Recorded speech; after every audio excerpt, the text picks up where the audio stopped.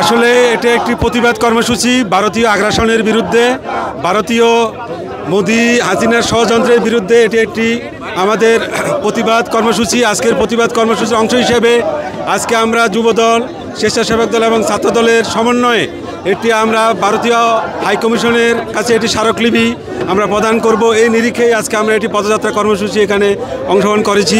আমরা ভারতীয় হাইকমিশন মাধ্যমে ভারতীয় সরকারকে আমরা জানিয়ে দিতে চাই বাংলাদেশ একটি প্রতিবেশী রাষ্ট্র হিসাবে আমরা একটু বন্ধুত্বপূর্ণ সম্পর্ক চাই।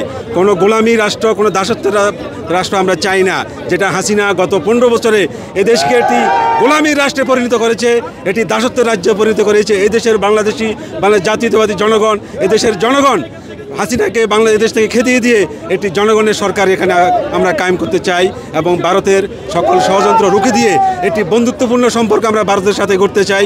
এই জন্যই আজকে আমরা ভারতীয় হাইকমিশনের বিরুদ্ধে, হাইকমিশনের কাছে আমরা একটি স্মারকলিপি প্রদান করব। বাংলাদেশে কোনো গোলামীর রাষ্ট্র আমরা চাই না, প্রতিবেশী রাষ্ট্র হিসাবে আমরা একটি বন্ধুত্বপূর্ণ সম্পর্ক চাই। আর আইনশৃঙ্খলা বাহিনী এখানে আমাদেরকে ব্যারিকেড দিয়েছে, আমরা আইনের প্রতি সম্মান জানিয়ে এখানে অবস্থান নিয়েছি।